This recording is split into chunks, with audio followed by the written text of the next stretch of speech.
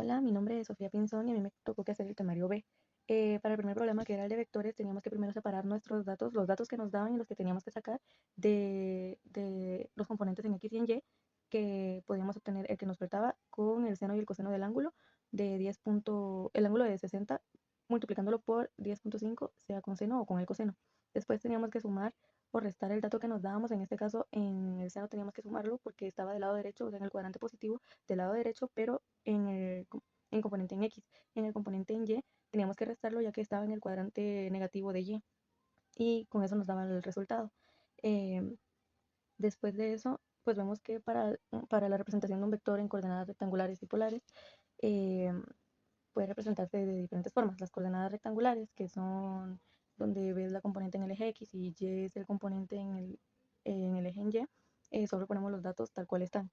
Ahora en las coordenadas polares vemos que B es la magnitud del vector, y el ángulo, pues o sea, representamos el ángulo delta como el ángulo medido desde el eje de X positivo en sentido antihorario. Las diferencias de su uso es que pues la representación rectangular es útil para sumar y restar vectores fácilmente, pero la representación polar es más útil cuando se trabajan con direcciones y magnitudes, por ejemplo en problemas de navegación o fuerza mecánica.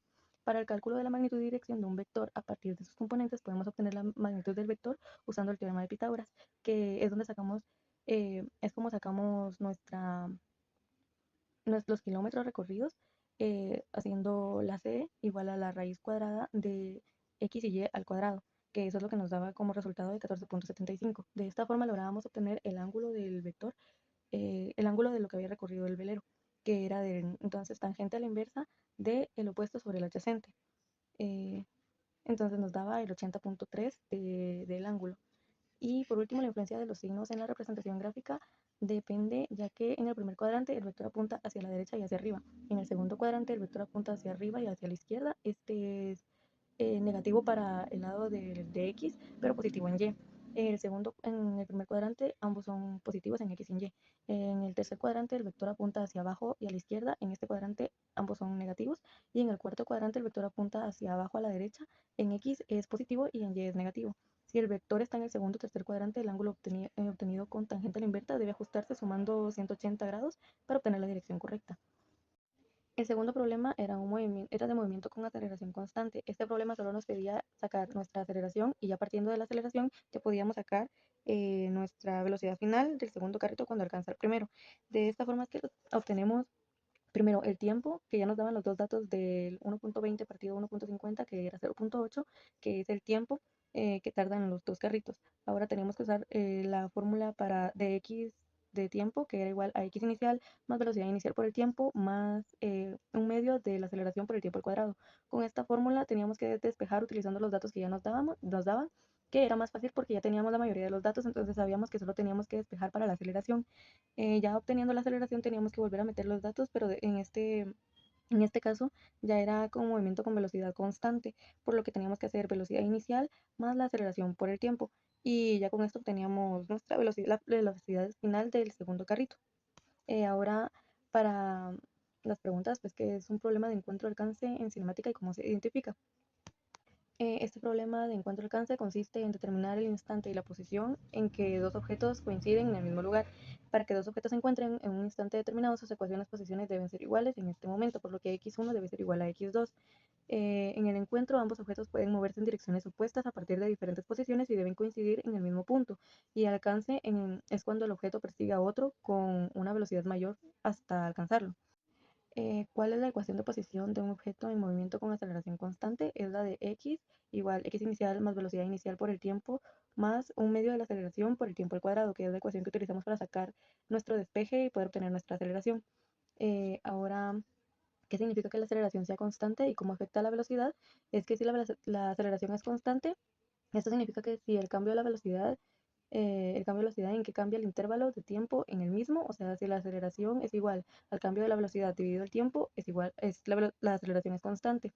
Si la aceleración es positiva, es cuando la aceleración es mayor a cero y es cuando aumenta en esa dirección. Si la aceleración es menor a cero, disminuye, y si la aceleración es cero, la velocidad permanece constante. Para el problema 3 era que dados ciertos vectores tenía que dar un vector resultante. En este problema ya teníamos que nuestro resultado tenía que ser igual 3 por el vector A menos 2,5 por el vector B más 4 por el vector c. Vemos que nuestro vector c nos lo estaban dando en una descomposición en la que no podíamos sumarlo o no lo podíamos multiplicar por el número que nos estaban dando el resultado, por lo que primero teníamos que descomponer el vector c para obtener ya datos concisos y poder sacar x, y, z. Con lo que obtuvimos el 15 por el coseno de 235 y 15 por el seno de 235, con lo que ya podíamos sacar los datos de x y y. Pero como solo teníamos dos datos, sabíamos que solo podíamos tener x, y z quedaba con 0. Entonces de esta forma ya podíamos sacar o sea, reemplazar los datos utilizando 3 por el vector de a, que el vector de a ya estaba descompuesto, entonces ya podíamos sacar menos 2.5 por el vector de b, que el vector de b también ya estaba descompuesto, entonces también solo lo multiplicábamos, y ahora ya teniendo los datos de x y y del vector c, multiplicábamos esos datos por el número 4 y ya expresábamos los resultados en las coordenadas rectangulares.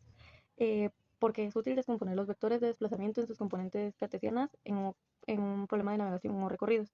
Esto responde a la pregunta de, nuestro problema responde a esa pregunta, ya que teníamos que descomponer el vector c para poder hacer la suma, resta, multiplicación del vector con la escalar que nos estaban dando del resultado del problema. Entonces, eh, esto simplifica los cálculos y evita los errores con los ángulos. También podemos utilizar fórmulas estándar como el teorema de Pitágoras y la función tangente para obtener las magnitudes y direcciones. Eh, ¿Cómo se calcula la distancia total recorrida de dos vectores de desplazamiento? Tenemos que hacer la suma de las magnitudes de los desplazamientos sin importar la dirección. Si hay dos desplazamientos de 1 y de 2, la distancia total es la suma de esas dos distancias. ¿Cómo se determina la dirección del desplazamiento neto en términos de puntos cardinales? Se encuentra usando sus componentes en x y y. Sumar las componentes de los dos desplazamientos en x, este-oeste, y en y, que es norte-sur, y calcular las magnitudes del desplazamiento neto utilizando la fórmula de Pitágoras que vimos en el problema anterior, que donde sacábamos nuestro d era igual a x y y, que eran elevados al cuadrado, y a eso le sacábamos la raíz cuadrada, y luego para determinar el ángulo teníamos que hacer tangente a la inversa del opuesto sobre el adyacente y poder expresar la dirección en puntos cardinales según el cuadrante en el que se encontrara el vector. Para el problema número 4 nos pedía sacar el área bajo la curva, que la obtenemos con base por la altura dividido 2, si es en el caso de los triángulos, y cuando es en cuadrado solo es base por altura. Para esto teníamos que sacar nuestro delta de x, que era sumar todas las partes de la gráfica que habíamos dividido, que la dividimos en a1, a2 y a3, y los resultados obtenidos de estas áreas bajo la curva era lo que nos sacaba el área total. Después teníamos que sacar la velocidad, digo, la rapidez media, que era la distancia partida del delta del tiempo, y después obteníamos la aceleración media con la velocidad final menos la velocidad inicial, el tiempo final, partido el tiempo final menos el tiempo inicial. Y después teníamos que sacar nuestra gráfica de aceleración en función del tiempo, que también obteníamos con los deltas de la velocidad y el tiempo. Ahora bien, para la construcción de una gráfica con velocidad-tiempo a partir de una gráfica aceleración-tiempo sin integración, tenemos que interpretar la aceleración en la gráfica aceleración-tiempo, el valor de la aceleración en cada instante que nos dice cuánto cambia la velocidad en ese intervalo de tiempo. Después tenemos que usar el concepto del área bajo la curva, que representa el cambio de la velocidad en un intervalo de tiempo determinado, y construir paso a paso si la aceleración es constante, la velocidad aumenta o disminuye linealmente. Si la aceleración es variable, asumimos que los cambios de la velocidad en cada intervalo de tiempo, eh, y también la aceleración, si es negativa, la velocidad disminuye; si la aceleración es cero, la velocidad permanece constante. Ahora, ¿qué representa la pendiente de una gráfica velocidad-tiempo y qué nos indica sus dimensionales? Representa la aceleración. Eh, la pendiente positiva es la velocidad que aumenta, es decir, el objeto que en este caso el objeto acelera. Cuando la pendiente es negativa, la velocidad disminuye, por lo que el objeto va en desaceleración. Y la pendiente cuando es cero significa que la velocidad es constante y la aceleración es nula. Ahora, para interpretar el área bajo la curva en gráfica velocidad-tiempo y sus dimensionales, eh, es la velocidad por el tiempo, que es igual a x. Si la gráfica de velocidad-tiempo muestra una velocidad constante, por ejemplo, de 4 metros sobre segundo durante 5 segundos, el área es de 20, porque lo multiplicamos el 4 por el 5. Si la velocidad varía, se divide la gráfica en las áreas geométricas, como lo había dicho antes, que era en rectángulos y cuadrados, y luego se suman esas respuestas.